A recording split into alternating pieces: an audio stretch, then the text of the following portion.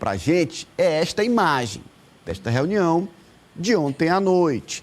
Tem ministros do governo, líderes do Senado, da Câmara, prefeitos, como eu citei. E você vê que o semblante é de alegria. Depois desse encontro, ficou acertada a liberação de 20 bilhões de reais. 20 bilhões com B de bola, em emendas, até o mês de junho. Tá bem aí. Quem vai contar pra gente em detalhes é Raniele Veloso, de Brasília. Boa noite, Rani.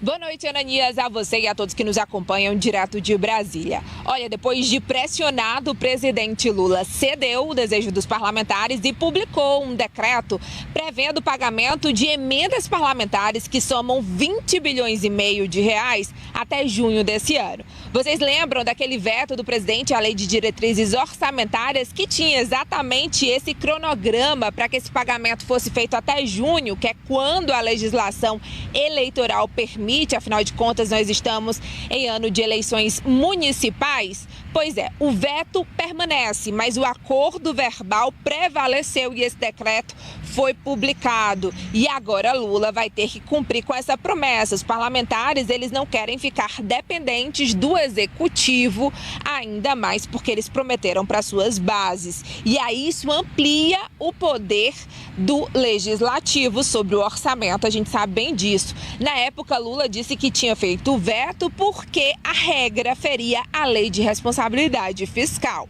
Mas agora a situação muda e tudo foi selado naquela happy hour de ontem de Lula com líderes do Centrão, da oposição no Palácio da Alvorada e com as bênçãos do presidente da Câmara, Arthur Lira, mesmo que o ministro da Secretaria de Relações Institucionais, Alexandre Padilha, não esteja ainda de bem com Arthur Lira. Os dois nem se falaram durante o encontro. Olha só a gravidade da situação. E mais, vocês lembram do veto de 5,6 bilhões de reais de Lula às emendas de comissão deste ano?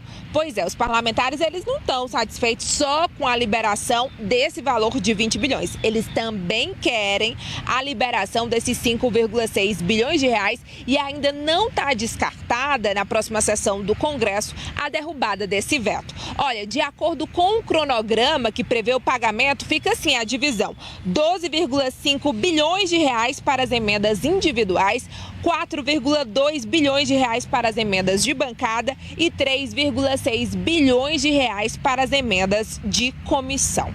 Agora a gente vai aguardar para saber até quando vai durar essa relação de Lula com esses deputados e também os senadores, viu? Vai ter reunião com os senadores daqui a 2 semanas. Boa noite, Ananias, para você e a todos. Bom fim de semana e até segunda-feira. Vamos sextar. Tchau, tchau. Obrigado, Raniele Veloso, de Brasília. Bom fim de semana para você.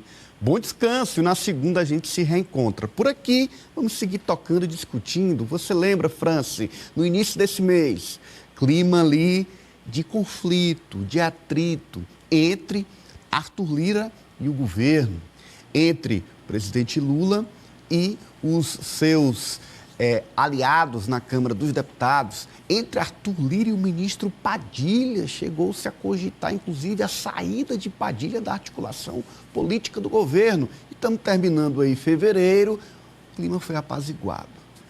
Nada que boas emendas não fizessem. Franci. E tudo tem um prazo de validade, né, Ananias? O próximo não que o presidente Lula der ao Arthur Lira e ao Centrão, esse clima de instabilidade já será retomado mais uma vez na relação do Executivo com o Congresso Nacional. Então, por enquanto, esse clima está apaziguado com a programação financeira da liberação dessas emendas, pouco mais de 20 bilhões de reais, mas como nós sabemos, a gestão Lula não é uma gestão que tem essa estabilidade em uma base concreta no Congresso Nacional. Então, essa negociação e esse clima de tensão vai continuar indefinidamente até o final dos 4 anos do terceiro mandato do presidente Lula. Infelizmente, não há o que se fazer. Esse é o sistema atual, o sistema democrático brasileiro, e o Arthur Lira, ele se tornou com o tempo muito mimado. Foi muito mimado pelo ex-presidente da República, Jair Bolsonaro, não quer perder o poder que adquiriu, pelo contrário, quer que esse poder cresça cada vez mais, mas o presidente Lula, com toda a sua sapiência e com toda a sua expertise na política, ele tem que saber dosar, sim, essa relação com o Congresso Nacional. Você que é nosso teórico, França, na ciência política, chama-se isso de quê? Esta relação entre o Congresso e o governo nesses termos. O termo onde uma paz, mesmo que momentânea, custa 20 bilhões de reais com B de bola. Ananias, é resultado do presidencialismo de coalizão. Então, o Lula ele precisa dessa coalizão com as forças políticas que não estão no seu espectro político. Então, isso acaba sendo necessário nesse presidencialismo de coalizão que hoje o Brasil vive. É o que tem que fazer, Kátia, lembrando que o presidente foi eleito sem a margem, sem os deputados da sua base aliada, para aprovar o que precisa para o país. Ananias, é uma forma de conviver.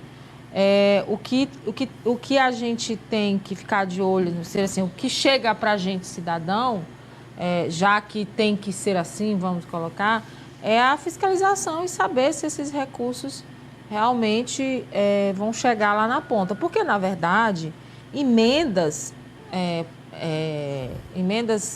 de deputados, essa indicação de recursos para determinada obra, determinada ação, ela é realmente um direito do deputado, né? Agora, essa liberação a bel prazer, essa liberação mediante pressão, isso aí já faz parte do jogo político. E o grande gargalo aí é a pressa, né? Não há um cálculo. É nesse momento que o Executivo dispõe e pode pagar essas emendas, o cálculo estamos em um ano eleitoral, precisamos eleger prefeitos e vereadores e precisamos dos recursos de emenda para apresentar aí, em teoria, deve ser isso, né? Para apresentar obras, para apresentar resultados e poder pedir votos à população. E aí eu volto ao ponto.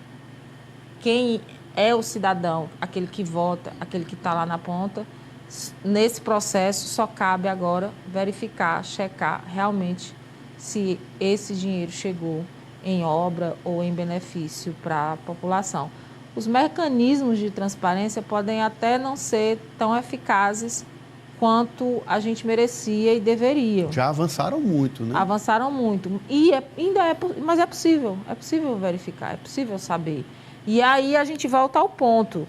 Na hora de votar, entender que um presidente não governa sozinho. Então, assim, aquelas pessoas que têm uma ideologia, que defendem, que carregam essa ideologia, pensar no voto não só do Executivo, mas também do Legislativo. Não que isso vá garantir 100% de que aquele plano apresentado, aquelas ideias sejam executadas, porque, de qualquer forma, o parlamentar, os deputados e senadores, quando o interesse é deles, eles não se estranham em relação a ideologias e a posturas políticas partidárias, não. Eles se unem. E só lembrando, no passado recente, no governo anterior, ainda existia o famigerado orçamento secreto, que foi vetado pelo Supremo Tribunal Federal.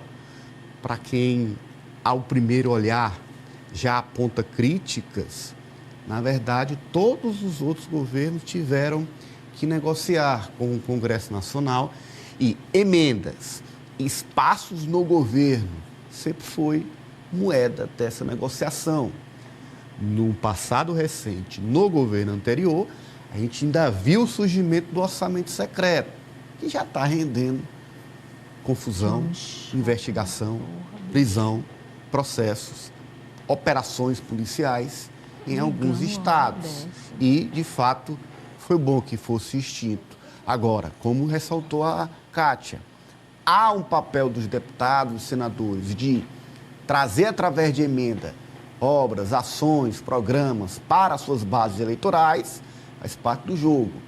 E cabe ao cidadão, aos órgãos de controle, fiscalizar, acompanhar a aplicação desses recursos. Bom, agora a gente muda de